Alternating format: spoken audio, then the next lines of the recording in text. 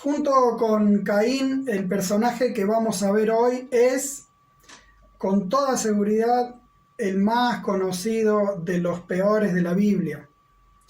Ni Faraón, ni Jeroboam, ni Jezabel, ni siquiera los Herodes son tan conocidos como este. Ya ustedes sabrán de quién estoy hablando. Hablo de Judas Iscariote. Vamos a ver 5 momentos o escenas donde encontramos a Judas de manera sobresaliente. Primero, vamos a verlo durante el ministerio de Jesús. Aquí se dice de Judas que era uno de los 12. Entiendo que estoy presentando pantalla, espero que puedan leer los textos. Dice que Judas era uno de los 12, era uno de sus discípulos, tenía parte de este ministerio. Dice allá Pedro, ya en Hechos capítulo 1, versículo 17. Así que Judas tuvo el privilegio de acompañar a Jesús 3 años, de ser uno de sus seguidores cercanos. Y como tal, él tuvo en contacto con el inigualable carácter del Hijo de Dios, lleno de gracia, lleno de verdad, como dice Juan. Escuchó todas sus palabras y enseñanzas llenas de autoridad. Vio todos sus milagros irrepetibles y portentosos. Y no solo eso, sino que también sirvió como enviado de Jesús. Pónganse a pensar, él seguramente también sanó enfermos con la autoridad de Jesús, expulsó demonios, anunció la llegada del reino de Dios, repartió alimentos a las multitudes. Realmente él fue testigo presencial de la visita más gloriosa que hayamos tenido como seres humanos. Ahora bien, Jesús ya sabía quién era quién era Judas, y también cómo era. Una vez Jesús dijo: hay uno de ustedes que es un diablo, y se refería a Judas. Eso dice Juan 6, 70 y 71. Así que Jesús lo llama a Judas diablo. En ese momento Jesús no les dijo a sus discípulos a quién se estaba refiriendo, pero después de la traición a ellos les quedó bien claro que se había referido a Judas. ¿En qué sentido Judas era un diablo? Bueno, primero en el sentido de que ocultaba un corazón hostil y desleal. Recordemos que el ocultamiento, el disfraz y la mentira son características del diablo. Y segundo, Judas era un diablo en el sentido de que se iba a prestar como un instrumento de Satanás, como ya vamos a ver. Más adelante Jesús dijo: ustedes, discípulos, están limpios, aunque no todos. Pues Jesús sabía quién lo iba a traicionar. A eso se refería cuando dijo: no todos están limpios. Aquí tenemos que Judas no se dejó limpiar por la palabra de Jesús. Su corazón nunca fue receptivo, ni humilde, ni creyente ante todas las verdades iluminadoras que Jesús había dicho. Por eso Dios no había podido limpiarlo ni perdonar sus pecados. Si él hubiese creído a Jesús y se hubiese reconocido pecador y se hubiese arrepentido, Dios lo habría perdonado como perdonó a todos los demás, a todos sus compañeros. Pero Judas permaneció en su pecado. En otra ocasión sucedió esto que vamos a leer ahora en este texto.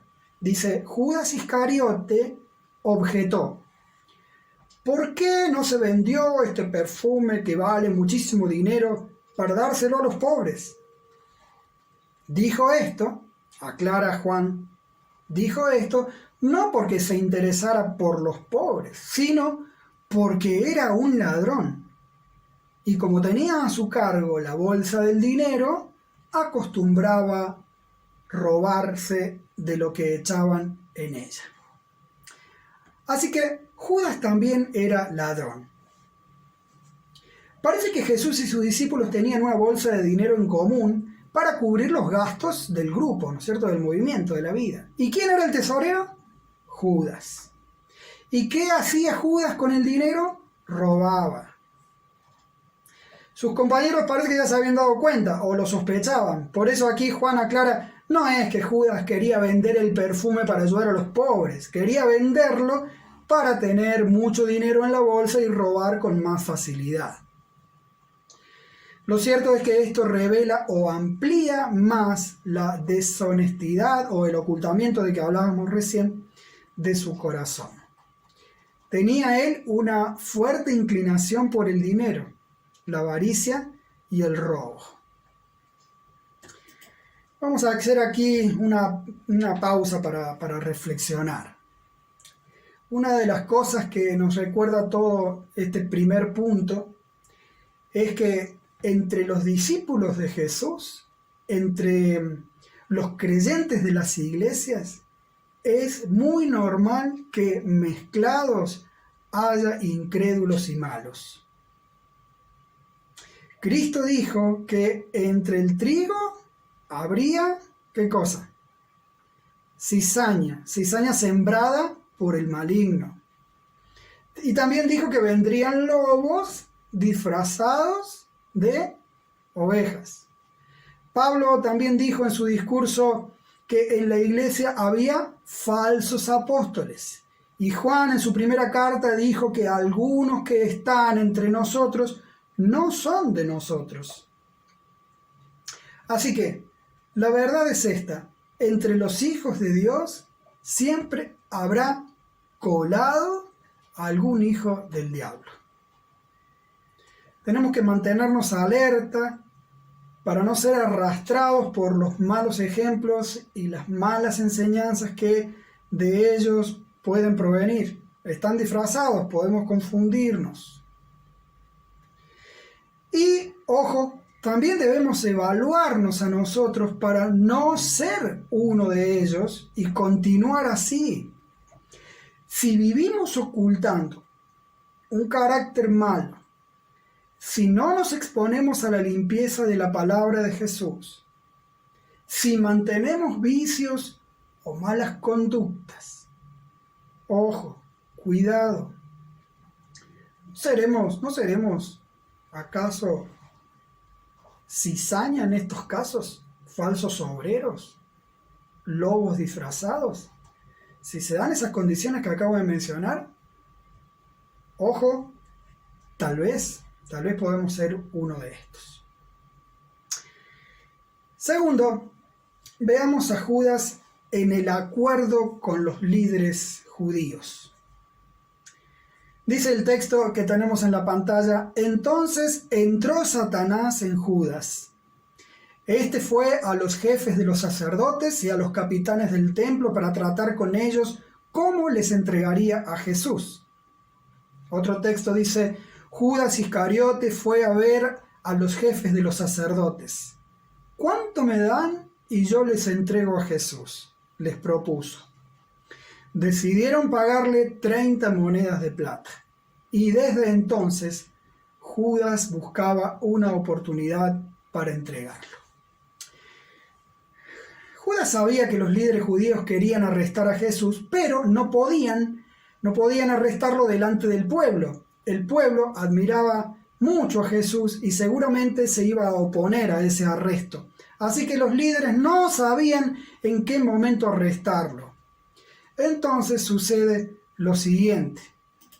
Primero, Judas se dejó usar por Satanás.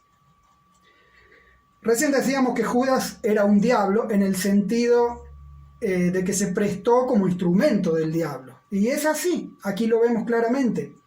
Dice que Satanás entró en él. Quiere decir que Satanás sabía que Judas tenía un corazón sucio, como veíamos recién, un corazón deshonesto, desleal y avaro, y lo aprovechó para sembrar en él la idea de traicionar a Jesús, ayudando a los líderes judíos. Judas se dejó usar por Satanás. Luego, tomó la iniciativa. No fue que los líderes judíos fueron a buscar a uno de los discípulos de Jesús, lo sobornaron, lo corrompieron y contrataron. No, sino que Judas fue a ver a los sacerdotes. La búsqueda y la propuesta fueron del mismo Judas.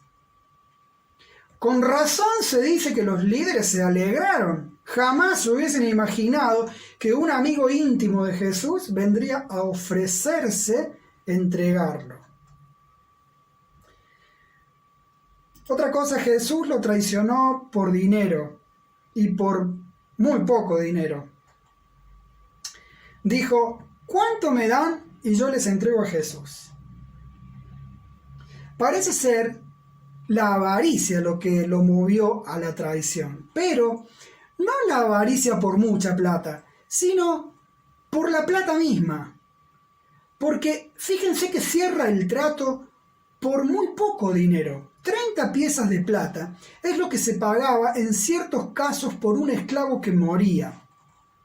O sea, que el monto que Judas le acepta a estos líderes no es el precio que se esperaría para entregar a un afamado rabí que moviliza multitudes, como lo es Jesús, a una persona con carácter maravilloso, a una que ha sanado a muchísima gente, a un profeta que anuncia la llegada del reino de Dios. No es el precio que se esperaría por una persona así, es el precio en que está evaluado un esclavo. Hoy diríamos que Judas vende a Jesús por chauchas, que lo liquida, lo rebaja. Obviamente a Jesús no le parece que a Judas no le parece que Jesús sea alguien precioso, carísimo, atesorable. Judas menosprecia a Jesús y lo traiciona por poca plata. ¿En qué consiste específicamente su traición? Él se comprometió a informar el momento y el lugar oportuno para el arresto. Ese es su compromiso. Puesto que Judas conocía desde adentro los planes y movimientos de Jesús y su grupo, podía pasarles el dato a los líderes. Podía decirles a qué hora y en qué lugar Jesús estaría lejos de las multitudes, más vulnerable para el arresto.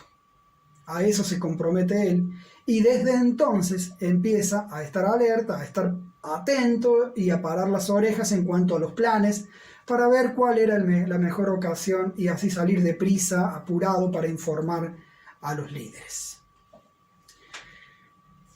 Aquí también vamos a hacer una pausa para reflexionar. Hermanos, en cualquier momento Satanás puede ponernos una idea de deslealtad, un pensamiento de negación, en especial si llevamos tiempo sin exponer nuestro corazón a la limpieza de la palabra de Jesús. En principio una idea es solo eso, pero de ahí a una iniciativa o a una decisión suele haber una distancia muy corta. Cuando nos damos cuenta, ya estamos cediendo, deslizándonos, ya estamos negociando un pecado contra Jesús, un acto de infidelidad y de deshonra. Empezamos a preguntarnos, ¿cuál será nuestra paga? ¿Cuánto placer sacaré de esto? ¿Cuánta popularidad y aceptación obtendré de mis allegados, de mis pares? ¿Cuánto más dinero ganaré? ¿Cuánto me evitaré estudiar? ¿Cuál será la ganancia o remuneración? Y una vez que hemos llegado a ese punto, es difícil retroceder, es muy difícil. Tenemos que evitar, hermanos, el permanecer sucios, el madurar ideas de pecado, el tomar iniciativas de maldad, porque el diablo es capaz de convertir una pequeña cosa en un gran delito contra el Señor. Así que ojo con esta escalada. Idea, iniciativa y por fin deshonra, traición contra el Señor. Tercero, veamos a Judas en la cena de la Pascua. Dice el texto ahí: mientras comían, Jesús les dijo: les aseguro que uno de ustedes me va a traicionar, el que mete la mano conmigo en el plato. ¿Acaso seré yo, Rabí?, le dijo Judas. Tú lo has dicho, le contestó Jesús. Y Juan 13 dice: cuando Judas comió el pan, Satanás entró en él, así que Judas se fue enseguida y se internó en la noche.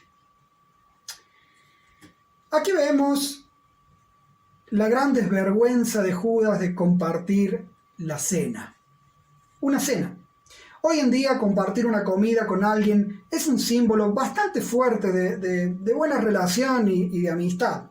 Si nos juntamos a comer con alguien es porque tenemos una buena relación, porque somos amigos. Pero en la época de Cristo, mucho más. Simbolizaba compañerismo, intimidad, comunión de ideas. Y si la cena era la cena judía de la Pascua, todavía más.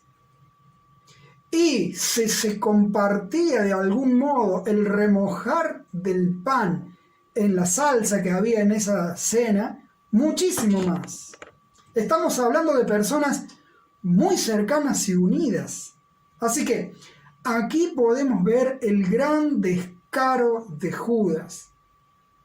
Fíjense que con su mano remojaba el pan en la salsa del plato de Jesús, simbolizando comunión y amistad con él, y con su mente pensaba en ir a buscar los guardias para entregarlo. Es una conducta cínica en extremo. También vemos su gran desvergüenza de preguntar si el entregador sería él. Cuando Jesús anunció que uno de ellos lo entregaría, los otros 11 discípulos se pusieron muy tristes. No podían concebir que alguien con más de 3 años de amistad íntima con el Maestro pudiese hacer algo tan ofensivo como entregarlo. Entonces cada uno preguntó si sería él. Estaban sospechando de sí mismos en el futuro. Si acaso serían capaces de llegar a hacerlo, de ellos, de hacer algo semejante. Y cuando llegó el turno a Judas, él también preguntó. ¿Para qué pregunta? Él sabía muy bien que se trataba de sí mismo, lo que estaba diciendo Jesús. Pregunta, pienso yo, para mezclarse con los demás, para ocultar su carácter, para fingir. También quizá pregunta para chequear si Jesús ya lo sabe, como si se lo hubiese podido ocultar. Si ya lo sabe o todavía no se ha dado cuenta. Bueno, sea como sea, es otra muestra del descaro y la hipocresía. En tercer lugar, nuevamente se ve a Satanás influyendo en Judas.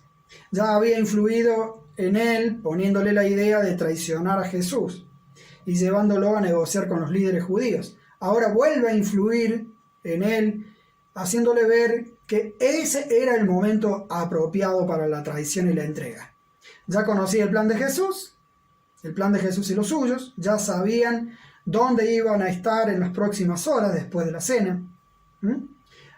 Entonces parece que Satanás de algún modo le dice a Judas: ahora mismo tenés que levantarte e ir a buscar a los guardias del templo y conducirlos hasta ese lugar donde se van a ir Jesús y tus compañeros. Y cuarto, Judas salió, dice, y se internó en la noche. Cuando se dice que Judas se internó en la noche, no se está diciendo solamente que salió a la calle y estaba oscuro por la hora. Aparte, también se está diciendo que al salir de aquel aposento, Judas se hundía en una condición moral y espiritual de pecado terrible. Se está diciendo que Judas, al salir de la presencia y la influencia de Jesús, quien es la luz del mundo, según Juan, ya no tiene vuelta atrás. Va rumbo a la iniquidad y a la destrucción correspondiente. Se interna en un camino sin retorno, el camino de la condenación eterna. Vamos a hacer otra pausa para reflexionar aquí. Hermano querido, si salís de la presencia de Jesús, te internás en la noche, sea la hora que sea, aunque sea el mediodía. No hay luz aparte de Jesús. No hay verdad. No hay deleite verdadero, profundo y permanente. No hay amor genuino ni para recibir ni para dar, ni satisfacción, ni sentido, ni percepción, ni vida ordenada, ni firmeza, ni familias saludables. Solo hay noche.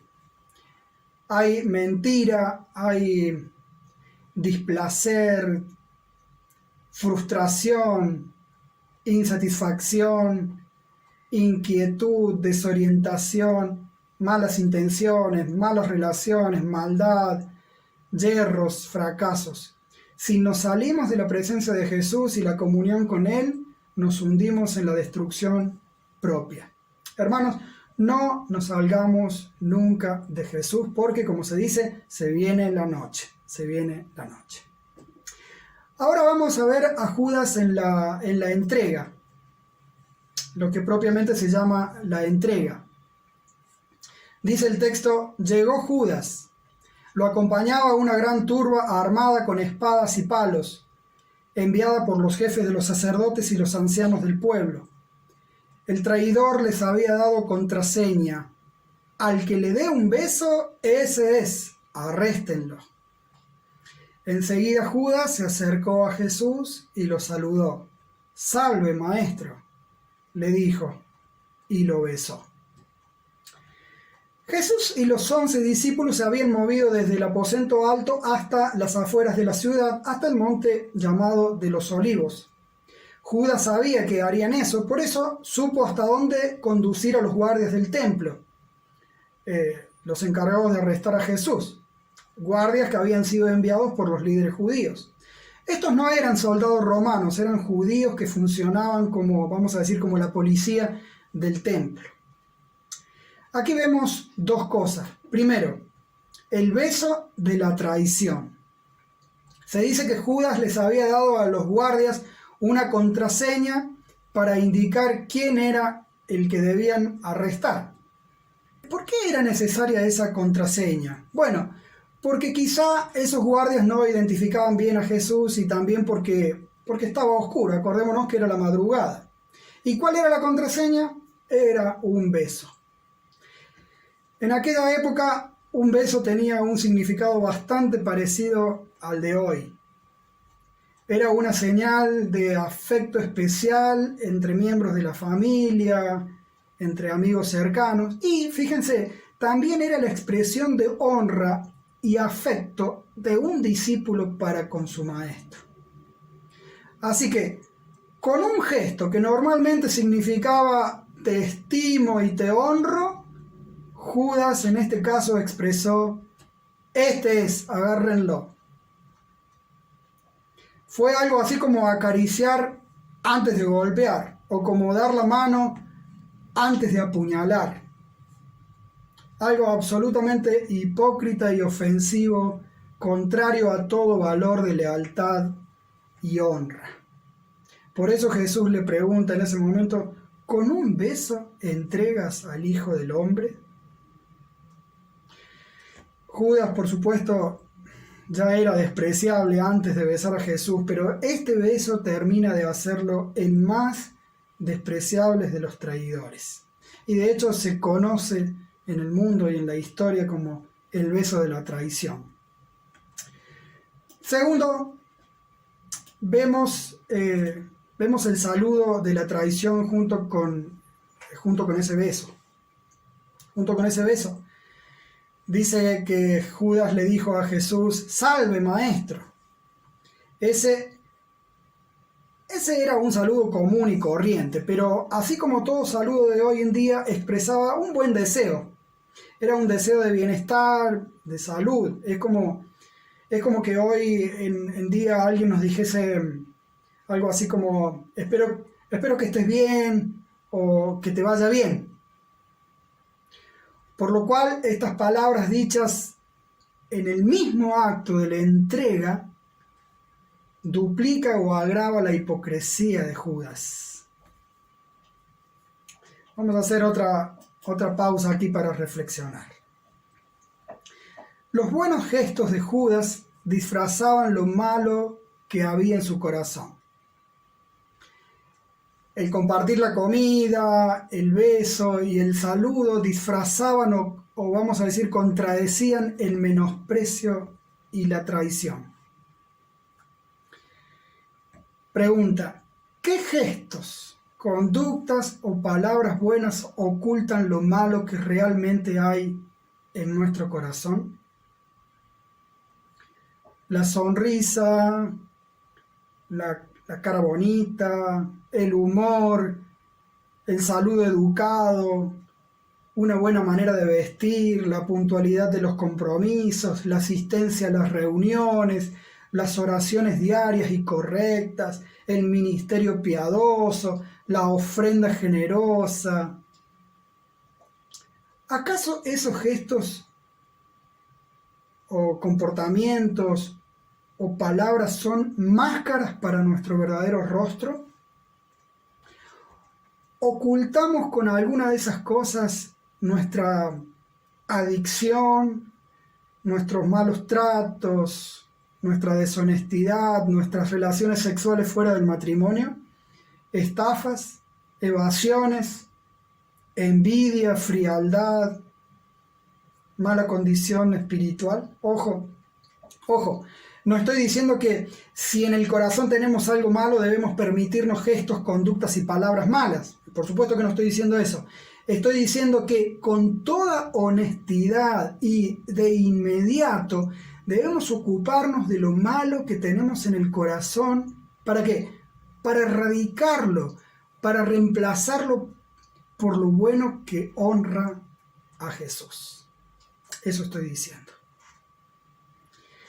Dios quiera que no nos pongamos caretas, ni máscaras, ni disfraces para ocultar las cosas feas que hay realmente en nuestro corazón.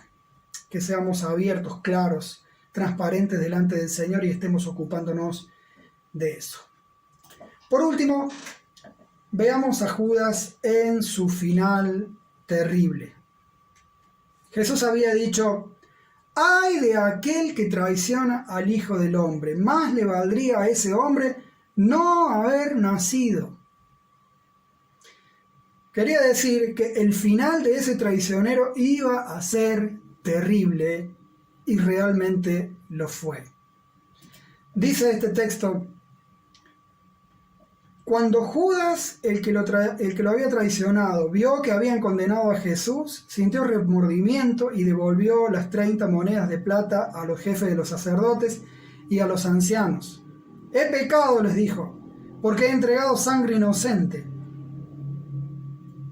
Entonces Judas arrojó el dinero en el santuario y salió de allí. El final de Judas tuvo un sentimiento terrible. Lo más probable es que Judas, al tratar con los líderes y entregar a Jesús, no pensó que iban a llegar a condenarlo a muerte. Parece que la intención de Judas nunca fue entregar a Jesús a la muerte. Sin embargo, los líderes judíos estaban tan movidos como él por el diablo y corruptamente hicieron lo que Judas no se imaginó, como vimos el jueves pasado. Lo condenaron y lo entregaron a la muerte. Entonces Judas cayó en la cuenta del mal que había hecho. Había entregado a alguien completamente inocente. Y entonces sintió un terrible remordimiento, una profunda culpabilidad.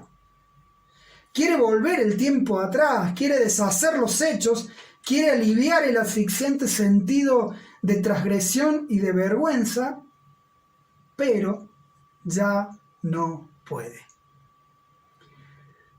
Va a los hijos del diablo, a los líderes judíos, y allí no encuentra más que abandono, burla y desinterés. ¿Y a mí qué nos interesa?, le dicen ellos. Ya había puesto Judas a andar la rueda de la muerte y ya no la pudo detener. Ya no había retorno. Lo único que atina a hacer es arrojar las monedas en el santuario como si eso pudiese aliviarle la culpa. Otro texto dice, luego fue y se ahorcó. Y Hechos 1:18 dice, cayó de cabeza, se reventó y se le salieron las vísceras. El final de Judas tuvo una muerte terrible. Fue un suicidio, un ahorcamiento seguido de una importante caída, un reventón y un desparramamiento de órganos. Tal vez se cortó la cuerda o se rompió la pieza de la que estaba atada y el cuerpo cayó. Y parece que cayó de cabeza. Tal vez cayó en un lugar de un lugar demasiado alto o sobre un lugar muy duro o ambas cosas. Lo cierto es que algo de él dice que se reventó y sus órganos se desparramaron. Sumamente terrible. Esta muerte terrible habla de lo terrible que había sido su pecado. Por último, el final de Judas tuvo una condenación también terrible. O mejor, deberíamos decir, tiene una terrible condenación porque todavía está en esa condenación y lo estará por los siglos de los siglos. Hermanos, cuidado con poner a funcionar de algún modo la rueda del pecado, porque algunas veces no sabemos cuándo no se puede detener esa rueda. Algunas veces no hay retorno. Muchas veces, por su gracia, el Señor nos permite arrepentirnos, confesar y restaurar nuestras vidas. Pero cuidado, porque algunas cosas no tienen reversa. Y las consecuencias pueden ser terribles de dolorosas. Para finalizar, creo que la lección más importante que aprendemos de este Judas, que quizás fue el peor de los peores, es que si el Señor nos ha puesto como seguidores suyos, si ha tenido la gracia de elegirnos como parte de su familia y si estamos entre sus aprendices, hermano querido, jamás desestimemos esto, jamás lo menospreciemos a Él, jamás lo neguemos, jamás lo traicionemos. Sigámoslo de cerca, aprendamos de Él, vayamos con Él hasta la muerte en fidelidad y en amor. Fijémonos que incluso de Judas podemos aprender todas estas cosas, porque de los peores también se aprende. Que el Señor nos bendiga, queridos hermanos, y que evitemos vivir la vida de este hombre y cometer sus mismos errores.